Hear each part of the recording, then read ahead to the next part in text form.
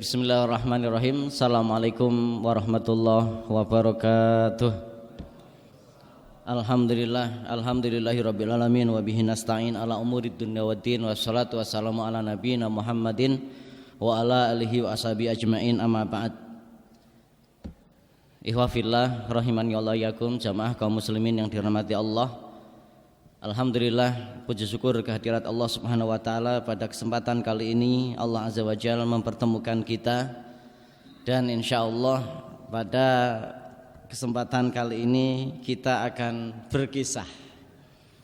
berkisah tentang dakwah Nabiullah Nuh alaihi salam. Mudah-mudahan kisah ini bisa menjadi bekal dalam kehidupan kita, baik keberadaan kita sebagai kaum muslimin secara umum di akhir zaman, di tengah-tengah kerusakan umat, khususnya maraknya kemusyrikan yang terjadi secara umum, di tengah-tengah kemaksiatan yang ada, dan secara khusus setiap kita memiliki tugas. Selain kita beribadah kepada Allah Subhanahu wa taala, kita memiliki kewajiban untuk terus belajar dan beramal.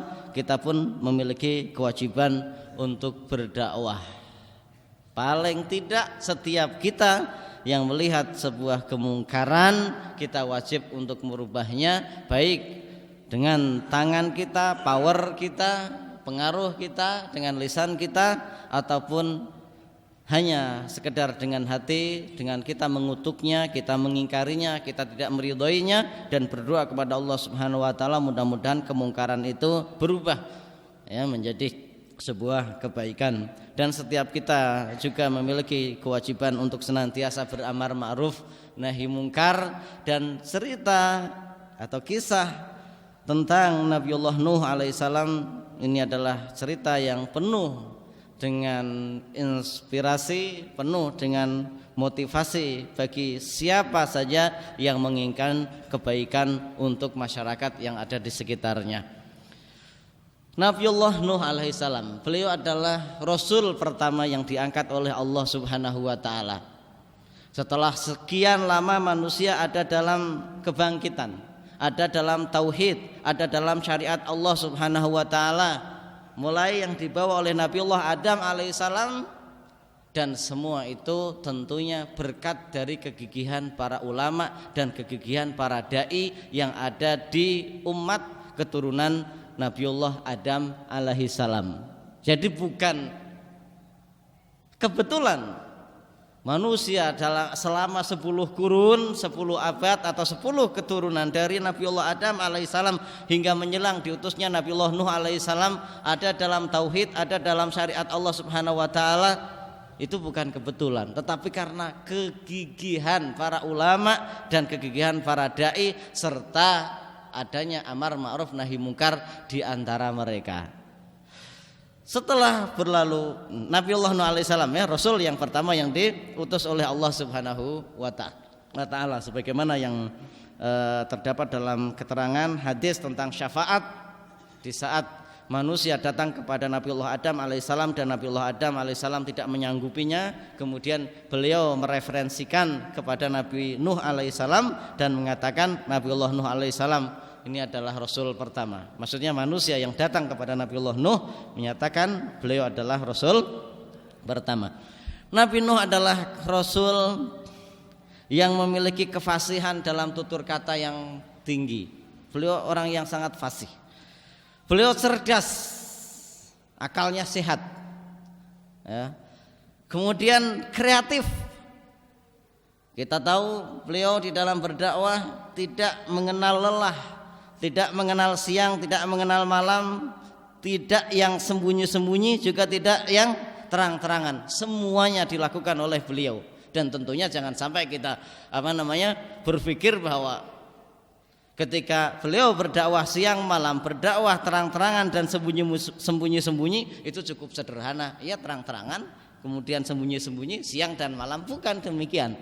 Selama 950 tahun berarti itu beliau sudah melakukan segala hal, daya dan upaya untuk melakukan dakwah ilallah ta'ala untuk masyarakatnya. Semua hal dilakukan. Kalau kita bisa melihat, kita berkaca pada masa kita saat ini dengan berbagai modernitas dan juga sarana dan prasarana dakwah yang ada. Beliau sudah lakukan, membuat kartu dakwah, membuat leaflet, membuat booklet, membuat flyer, membuat apa lagi, buku kecil, membuat radio, membuat macam-macam. Ya, semua sarana media sosial pun dilakukan. Ini kalau kita mengaca kepada kehidupan kita saat ini. Jadi bukan hanya sekedar karena kemudahan dakwah cukup dengan membuat status kita berharap semua orang berubah. Enggak bisa sedemikian mudahnya. Ya, di sana harus ada jamaiyah, di sana harus ada pertemuan offline, ada konsolidasi, ada koordinasi, ada macam-macam. Kita enggak hanya bisa mengundang mereka datang ke masjid kemudian kita tunggu, kalau datang kita adakan pengajian, kalau enggak ada ya sudah pengajian bubar. Enggak bisa seperti itu. Harus ada jemput bola.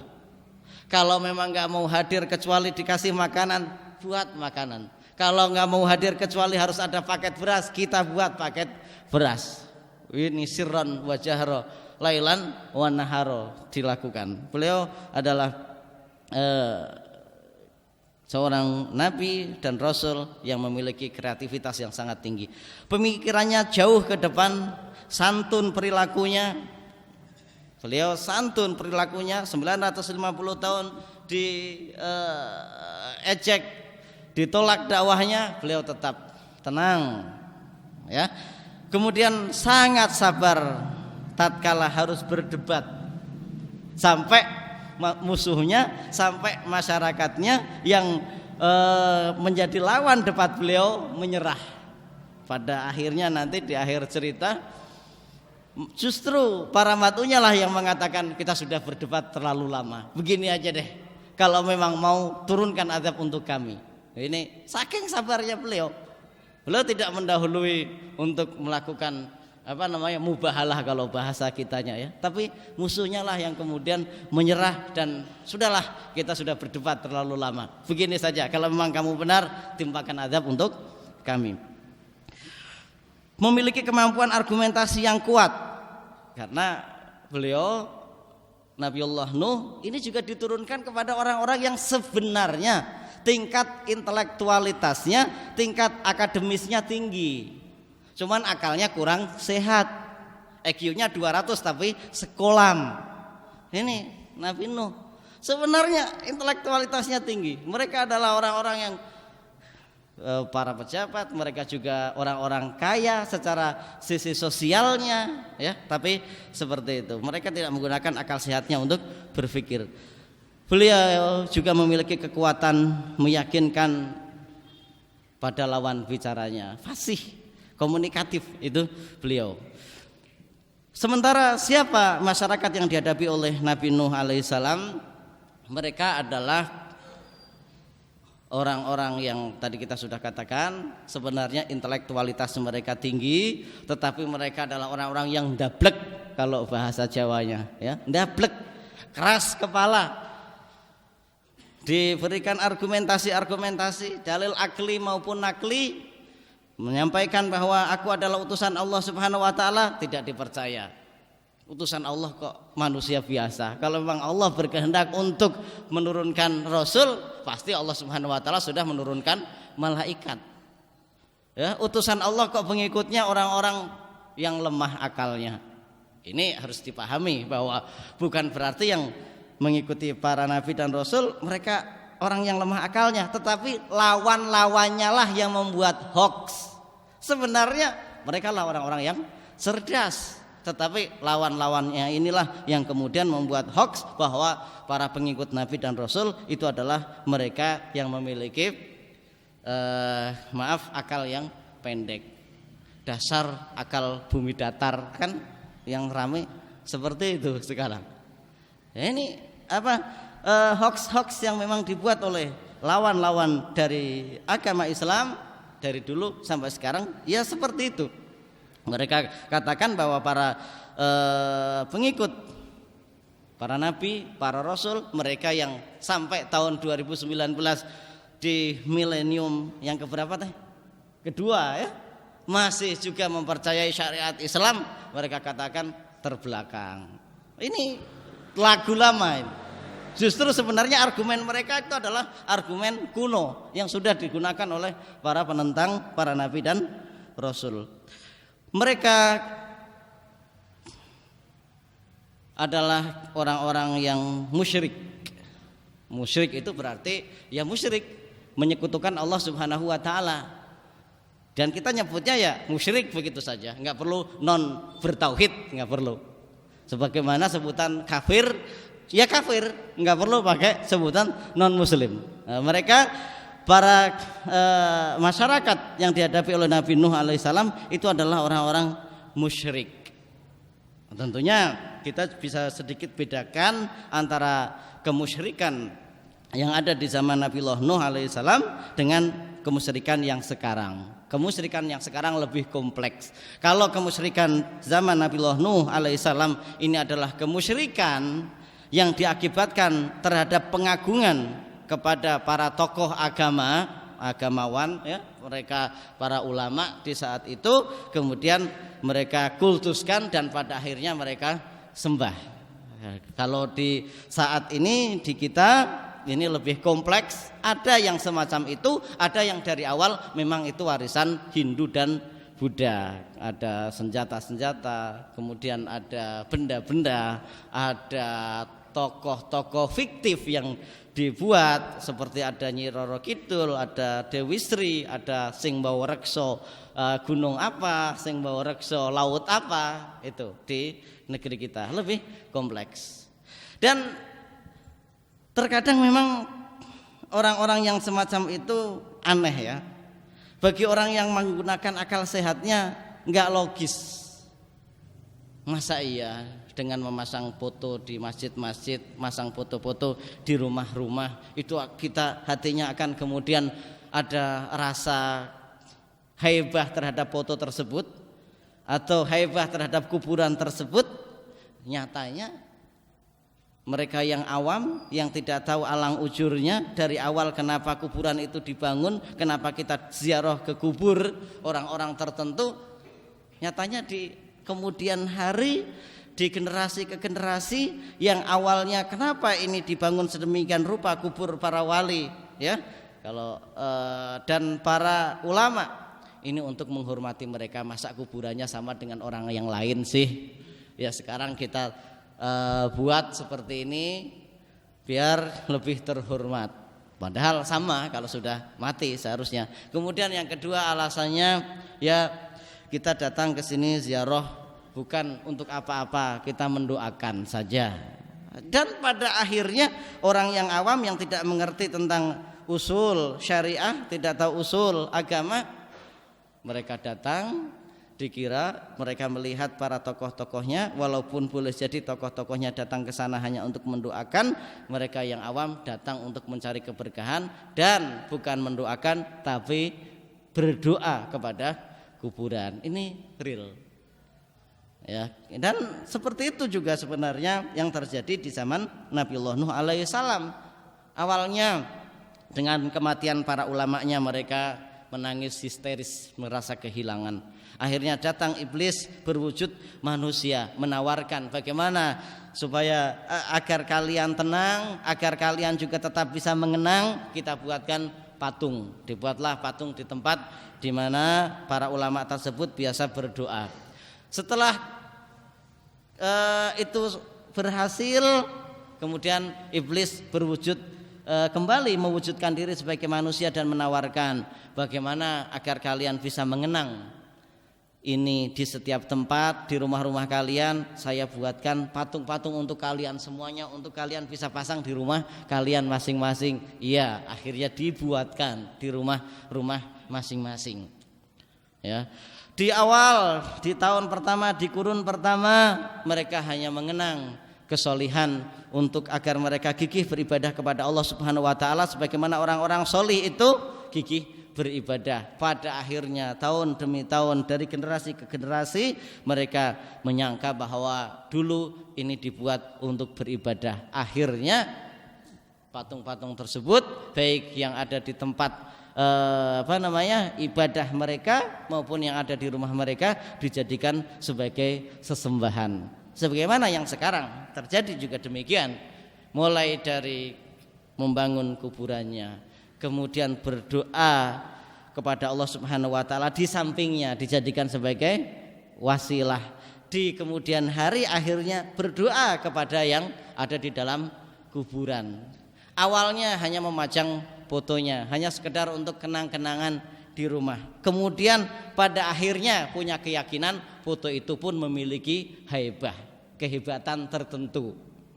Dipajang di rumah-rumah untuk menolak bala, dan terkadang ada rasa gimana gitu ketika ada di hadapan foto-foto itu. Masa sih Pak Ustadz bisa sampai sebegitunya? Ya boleh jadi kalau kita tanya tidak pernah mengakuinya, tapi yang jelas itu ada di dalam hatinya. Dan ini jangan sampai terjadi di antara kita yang sudah paham tentang hal demikian, melakukan langkah-langkah menuju kesyirikan. Kemudian iwafillah rahimani Allah wa yakum, Nabi Allah Nuh alaihissalam melihat yang demikian, karena ini merupakan kemusyrikan pertama yang terjadi di muka bumi, maka Allah Subhanahu wa taala turunkan Nabi Allah Nuh dan angkat Nabi Allah Nuh alaihissalam sebagai rasul, dan Allah Subhanahu wa taala memerintahkan kepada Nabi Allah Nuh untuk mengingatkan kaumnya. Laqad arsalna Nuhan ila qaumi faqala ya qaumi ibudullaha ma lakum min ilahin ghairuh inni akhafu alaikum adzaba yaumin azim. Nabi Allah Nuh alaihissalam diutus oleh Allah Subhanahu wa taala kepada kaumnya untuk menyeru, ya qaumi, wahai kaumku, wahai masyarakatku, ubudullah, beribadalah kepada Allah Subhanahu wa taala, malakum min ilahin ghairuh, dialah Tuhan satu-satunya, tidak ada Tuhan selainnya. Inni akhafu alaikum adzaba yaumin azim, sesungguhnya aku takut kalau sampai azab Allah Subhanahu wa taala turun kepada kalian. Ini tugas para nabi dan rasul dan tugas para pewaris nabi dan rasul, mengingatkan umatnya dari semua keburukan, khususnya keburukan kemusyrikan, menyekutukan Allah Subhanahu wa taala dengan zat lain.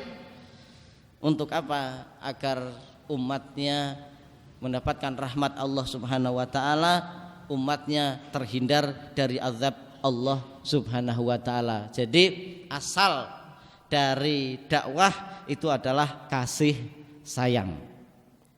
Makanya berbagai kesulitan, berbagai kerumitan, berbagai celaan yang ditimpa oleh seorang dai harus ditahan. Jangan sampai keluar kata-kata sumpah serapah untuk nyumpahin masyarakatnya, karena para dai adalah orang yang dekat dengan Allah Subhanahu wa taala. Apalagi kalau dai itu dizalimi oleh umatnya, ini lidahnya tajam, berdoa kepada Allah Subhanahu wa taala, la abarroh, akan Allah Subhanahu wa taala kabulkan.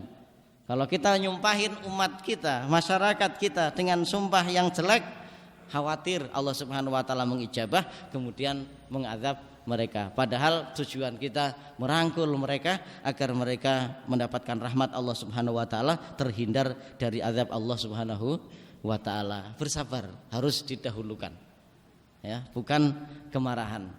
Tapi Pak Ustadz ngeselin, ya memang kayak begitu. Para nabi dan rasul pun demikian. Tapi kan kita bukan para nabi dan rasul, ya paling tidak kita mengikuti jejak mereka, gitu ya. Kemudian iwafillah rahimani Allah yakum,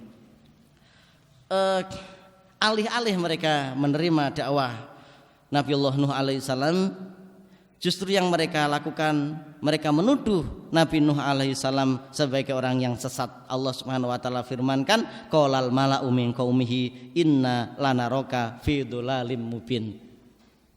Perasaan lama-lama saya ngelihat kamu wahai Nuh, kata para pembesar kaumnya, ini kamu ini orang sesat, ya, orang bodoh, orang sesat, sehingga apa yang harus kita ikuti darimu, nih, ya, yang diterima oleh Nabi dan Rasul, khususnya Nabi Nuh alaihis salam. Dan demikian pula ketika orang yang mengikuti jejak para Nabi dan Rasul pun akan mendapatkan hal yang sama.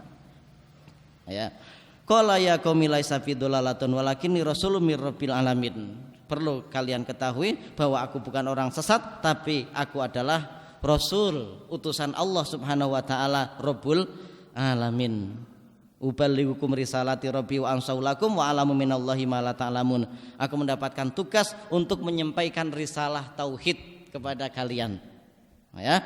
Dan satu hal yang perlu kalian ketahui, aku mengetahui apa yang diturunkan oleh Allah Subhanahu wa taala, apa-apa yang kalian tidak ketahui, nabi dan rasul. Inilah perbedaan antara dai, perbedaan antara alim dengan orang awam. Banyak hal yang tidak diketahui oleh orang awam yang terkadang menjadikan orang awam itu, masyarakat umum itu kemudian mencemooh dan mencela para dai dan para ustadznya. Pak Ustadz kalau riba nggak boleh, terus kami makan apa? Pak Ustadz kalau kita sudah seharian, 2 harian, 10 hari, sebulan, 2 bulan, semua orang kita sudah berusaha untuk kita pinjemin duit dan nggak bisa juga, masa iya kita nggak boleh pinjem bank? Padahal saya pengen modal usaha Pak Ustadz. Ya, ini ya nggak boleh, dibilangin nggak boleh. Ustadz tahu apa sih? Apa yang diketahui? Dan macam-macam, ya. Ini itu hal yang biasa. Tentang masalah kesyirikan pun demikian, tentang masalah kebid'ahan pun demikian, tentang masalah kemaksiatan yang lain pun demikian. Seolah-olah para dai, para ulama itu nggak paham tentang apa yang terjadi di masyarakat, nggak nyambung katanya. Zaman kayak begini masih pakai ayat dan hadis. Nah, ini terulang kembali di setiap zaman, para penyeru kepada Allah Subhanahu wa taala akan mendapatkan perlakuan yang sama. Tapi wafilah rahimanallahu, dengan celaan, dengan cemoohan, dengan penolakan kaumnya, Nabiullah Nuh alaihissalam tidak tinggal diam. Satu cara gagal beliau alaihissalam tetap terus berpikir dan mencari akal. Satu cara membuat beliau jatuh dalam dakwah, tapi kemudian beliau tidak mengeluh, tapi beliau kemudian terus menerus mencari cara bagaimana umatnya bisa menerima dakwahnya. Kemudian Allah Subhanahu wa taala ceritakan ini bagaimana kegigihan beliau. Qala rabbi inni da'autu qaumi lailan wa nahara. Ya Allah, aku telah mendakwahi kaumku lailan wa nahara, siang dan malam. Falam yazidhum du'ai illa firara. Tapi mereka malah lari dariku. Wa inni kullama da'autuhum litaghfir lahum ja'alu asabi'ahum fi adhanihim. Ketika aku berdakwah, mereka justru menutup telinga mereka dengan jari-jari mereka. Wastaghsyaw thiyabahum wa asarru wastakbaru istikbara. Mereka menutup telinga mereka, menutup muka mereka dari dakwahku. Ini wasar wastakbaru istikbaro, mereka sombong. Mereka mengatakan diri sebagai kaum intelektual, enggak pantas kalau ngumpul dengan kaum Nabi Nuh alaihissalam, mereka yang rendahan. Mereka katakan seperti itu. Bahkan mereka mengatakan kami siap menjadi kaummu, tapi tinggalkan kaummu. Orang-orang gembel begitu. Masa iya Rasul gak bisa membedakan mana kaya, mana miskin, mana memiliki intelektual tinggi dengan intelektual rendah? Jangan disatukan dong. Mereka seperti itu. Dan ini pun pernah dialami oleh Rasulullah Shallallahu Alaihi Wasallam ketika mendapati para sahabat yang miskin, mereka para budak, orang-orang yang bukan pejabat. Kafir Quraisy datang kepada Rasulullah Shallallahu Alaihi Wasallam meminta beliau untuk mengusir para sahabatnya yang sudah beriman. Rasulullah tolak. Allah Subhanahu Wa Taala langsung menurunkan wahyu untuk menegur Rasulullah Shallallahu Alaihi Wasallam. Kalau sampai engkau mengusir mereka, berarti engkau adalah orang-orang zalim. Mereka tidak bertanggung jawab atas perbuatanmu, dan kamu juga tidak bertanggung jawab atas perbuatan mereka. Pun demikian, Nabiullah Nuh alaihissalam memberikan pembelaan kepada umatnya. Mereka lebih utama daripada kalian. Mereka sudah menerima dakwahku dan mereka akan bertemu dengan Rabbnya. Maksudnya masuk surga Allah Subhanahu Wa Taala, mendapatkan rahmatnya dan terhindar dari azabnya. Sementara kalian adalah orang-orang bodoh. Memang kelihatannya pinter, tapi kalian bodoh. Kemudian juga tidak hanya itu, Nabiullah Nuh alaihi salam tidak berhenti ya. Beliau juga menyampaikan tentang hujjah-hujjah alamiah. Nabiullah Nuh alaihi salam mengajak kaumnya berpikir dengan akal yang sehat. Kita bisa lihat di dalam surat Nuh ayat 14 sampai 20, waqad khalaqakum atwaro. Padahal dia sesungguhnya telah menciptakan kamu dalam beberapa tingkatan kejadian. Alam taro kaifa khalaqallahu sab'a samawatin tibaqa. Tidakkah kalian memperhatikan bagaimana Allah telah menciptakan 7 langit yang bertingkat-tingkat? Wa ja'alal qamara fihinna nura wa ja'ala syamsa siraja, dan Allah menciptakan padanya bulan sebagai cahaya dan menjadikan matahari sebagai pelita. Wallahu ambatakum minal ardi nabata. Allah Subhanahu wa taala pun yang telah menumbuhkan tumbuhan tanaman di bumi. Tsumma yu'idukum fiha wa yukhrijukum ikhraja. Kemudian Dia mengembalikan kalian ke dalam tanah dan mengeluarkan kalian daripadanya pada hari kiamat dengan sebenar-benarnya. Wallahu ja'ala lakumul ardo bisato, dan Allah menjadikan bumi untukku, untuk kalian ya, sebagai hamparan litas luku minha subulan fijaja, supaya kalian menjali jalan-jalan yang lurus di bumi itu. Jadi semua cara dilakukan sampai debat argumentasi yang logis beliau pun lakukan. Ini beliau tidak pernah mengenal lelah. Tapi sayang, orang-orang yang telah ditutup mata hatinya oleh Allah Subhanahu wa taala, mereka tidak menerima dakwah beliau, bahkan mereka terus-terusan mengejek, mencemooh dan menghina Nabi Nuh alaihissalam dan pengikutnya. Hal ini diceritakan oleh Allah Subhanahu wa taala dalam surat Al-A'raf ayat 27 sampai 28 yang tadi, waqalal malaul ladzina kafaru min qaumihi ma naraka illa basyaron mithlana. Aku melihat kamu biasa-biasa aja, manusia seperti kita, kamu bukan malaikat. Kalau memang Allah berkehendak pasti sudah mengutus para malaikat. Pun demikian, kita lihat pengikutmu pun demikian, para gembel, para budak, para orang-orang rendah ekonomi, miskin.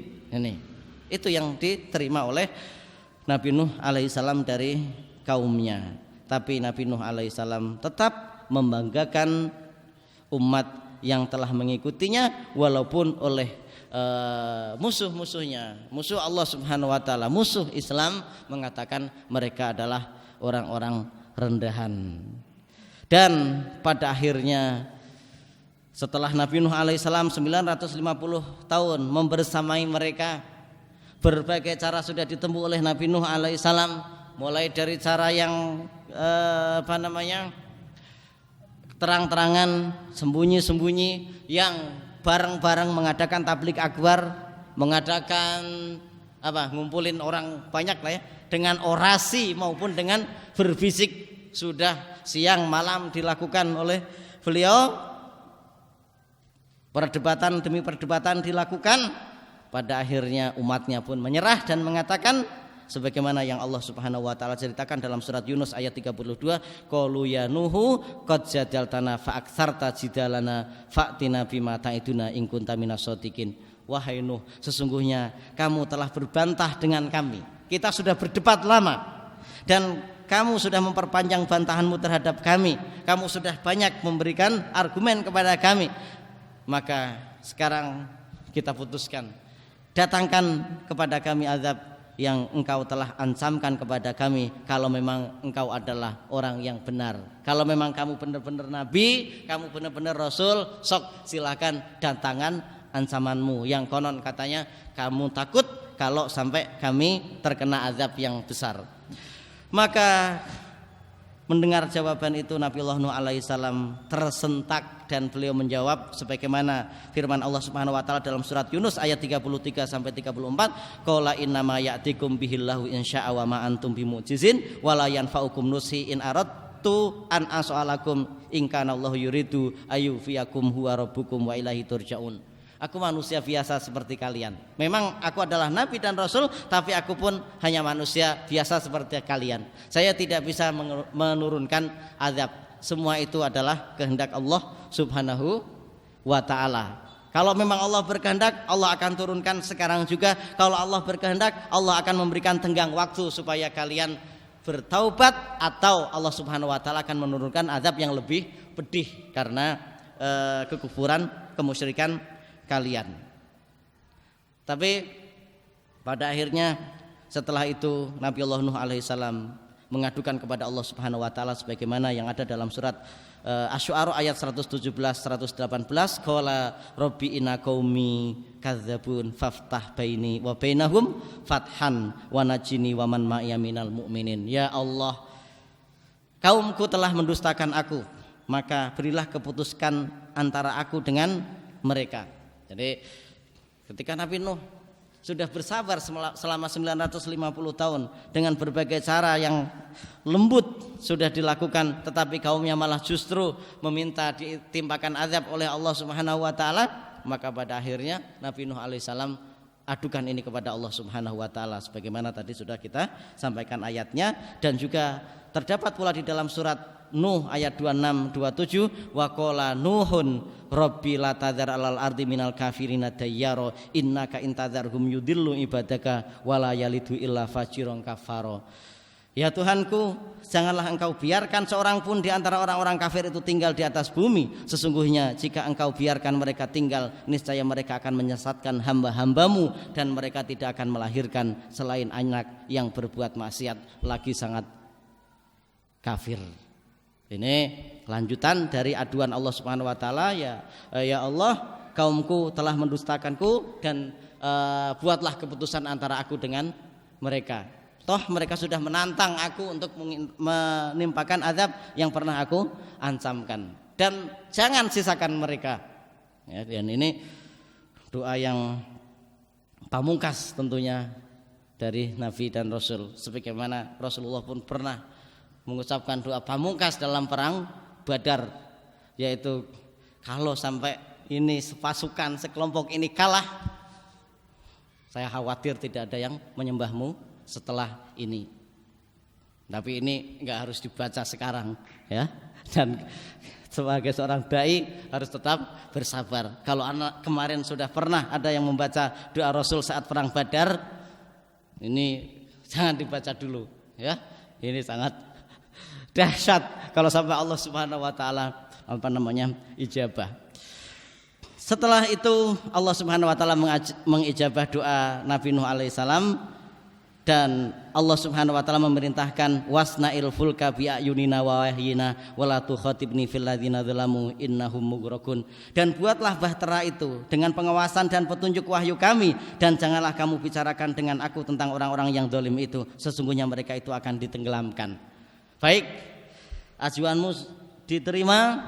Setelah ini jangan pedulikan mereka lagi, dalam artian jangan ada belas kasihan kepada mereka, jangan ditarik kembali doa yang sudah diucapkan. Jangan sampai kemudian karena melihat mereka tersiksa kemudian engkau ada belas kasihan dan menarik doamu, mereka akan ditenggelamkan. Ini janji Allah Subhanahu wa taala, dan ini merupakan jaminan Allah Subhanahu wa taala kepada para dai-nya, mereka yang dizalimi oleh kaumnya. Kemudian di dalam surat Al-Mu'minun juga diterangkan, lalu kami wahyukan kepadanya, buatlah bahtera di bawah penilikan dan petunjuk kami, maka apabila perintah kami telah datang dan tanur telah memancarkan air, maka masukkanlah ke dalam bahtera itu sepasang dari tiap-tiap jenis dan juga keluargamu, kecuali orang yang telah lebih dahulu ditetapkan akan ditimpa azab di antara mereka, dan janganlah kamu bicara dengan aku tentang orang-orang yang zalim, karena sesungguhnya mereka itu akan ditenggelamkan. Diijabah doanya oleh Allah Subhanahu wa taala. Sebagai jawaban adalah Allah Subhanahu wa taala perintahkan Nabi Nuh alaihissalam untuk membuat perahu. Kenapa? Karena umatnya akan ditenggelamkan semuanya. Jarak antara doa ini, satu riwayat dikatakan 40 tahun. Karena sebelum banjir bandang terjadi, bahkan sebelum perahu itu dibuat oleh Nabi Nuh sudah diperintahkan terlebih dahulu untuk menanam pohon-pohon sebagai bahan baku perahu, antara 40 sampai 100 tahun. Satu riwayat mengatakan 40, satu riwayat mengatakan 100 tahun. Dan ini juga doa. Jawabannya terkadang enggak kontan, enggak cash ya. Jadi tetaplah berdoa kepada Allah Subhanahu wa taala. Allah Subhanahu wa taala pasti ijabah, entah di dunia ataupun di akhirat, entah sekaligus atau ditunda ya. dalam bentuk apa yang kita inginkan atau menghindarkan kita dari keburukan yang kita tidak inginkan.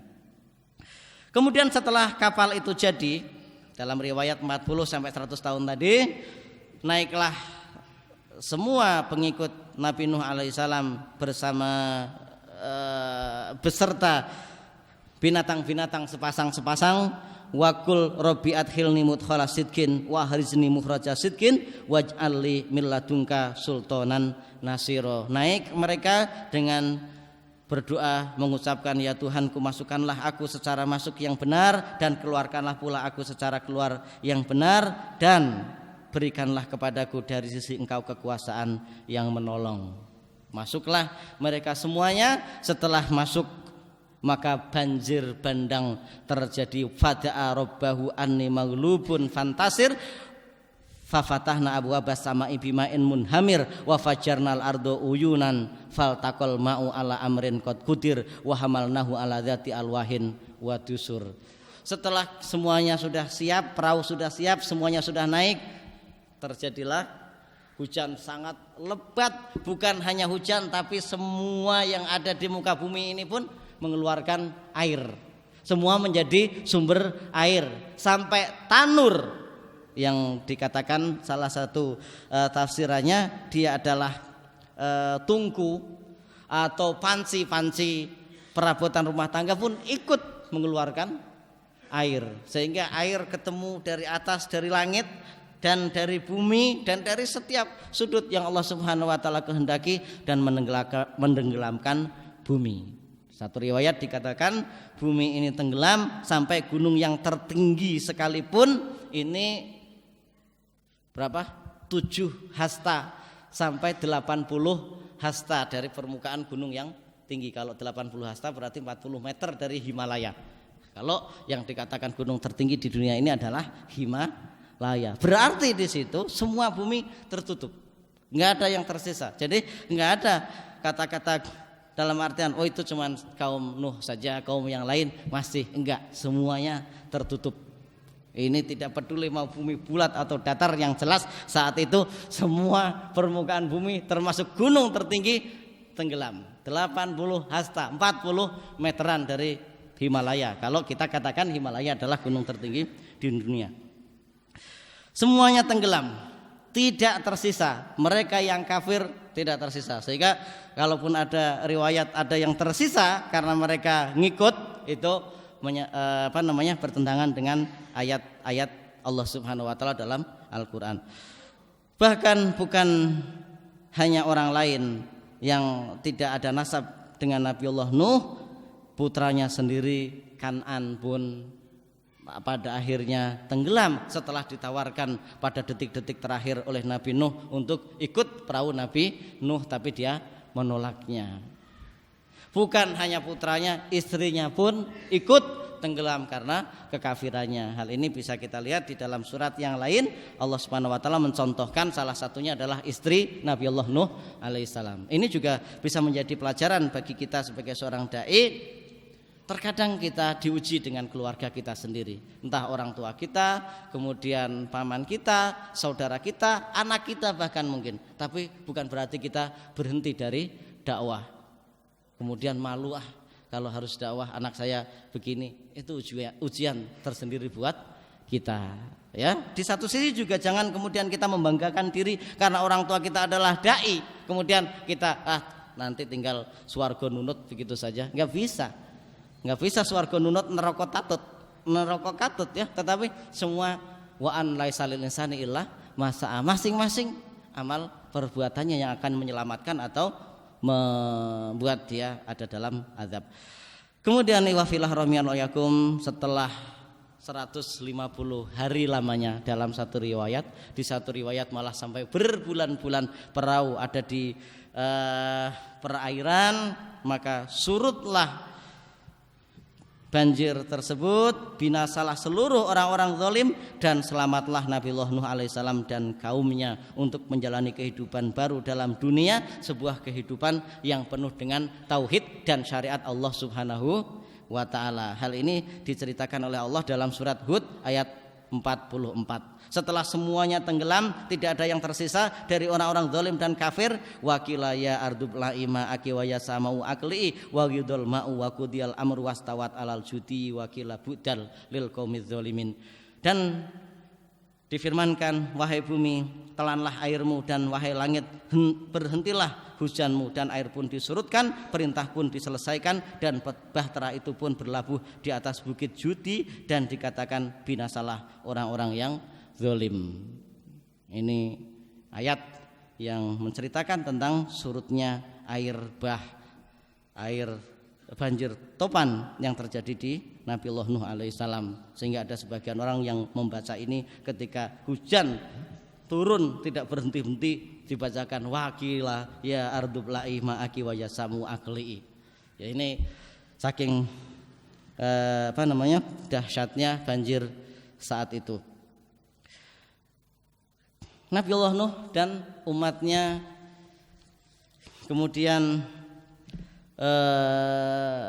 membuka kehidupan baru. Tadi kita katakan bahwa ada dalam tauhid dan ada dalam syariat Allah Subhanahu wa taala sampai waktu yang ditentukan oleh Allah Subhanahu wa taala.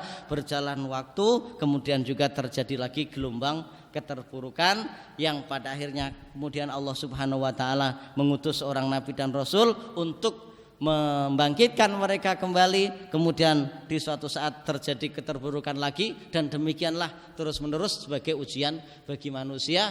Dan inilah ketentuan Allah Subhanahu wa taala atas kehendak dan kemaha bijaksanaan Allah Subhanahu wa taala. Dan kita tidak boleh berhenti dan diam di mana di sana ada kesempatan dan di mana di sana ada keterpurukan. Kita harus tampil bangkit sebagai pelopor kebangkitan dan bersabar di dalam menjalani kehidupan dakwah sebagaimana para nabi dan rasul menjalani kehidupan dakwah.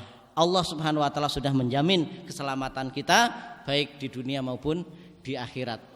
Ya, tidak ada yang membuat kita rugi atas kezaliman orang yang zalim, kekafiran orang yang kafir, dan kemusyrikan orang yang musyrik. Tetapi di saat kita bersabar untuk menjalani jalan dakwah ini, Allah Subhanahu wa taala akan angkat derajat kita di sisinya. Ya, dan mudah-mudahan Allah Subhanahu wa taala memberikan kesuksesan atas dakwah kita, dan kita harus terus berkreativitas untuk melakukan perbaikan untuk umat kita. Mudah-mudahan pada akhirnya negeri ini menjadi sebuah negeri yang baldatun thayyibatun wa rabbun ghafur. Demikian yang dapat Ana sampaikan. Tentunya cerita ini jauh dari yang seharusnya karena keterbatasan yang menceritakan, dan hikmah yang bisa kita petik sangat jauh sekali lebih dalam yang seharusnya bisa kita petik. Untuk itu baca kembali, lihat kembali, jangan hanya sekedar mendengarkan untuk diri sendiri, tetapi dibaca kemudian diperdengarkan. Faksusil kososo, ceritakan kisah-kisah yang ada di dalam Al-Quran supaya menjadi pelajaran. Demikian, wassalamualaikum nabiyina Muhammadin wa ala ali Muhammad. Assalamualaikum warahmatullahi wabarakatuh.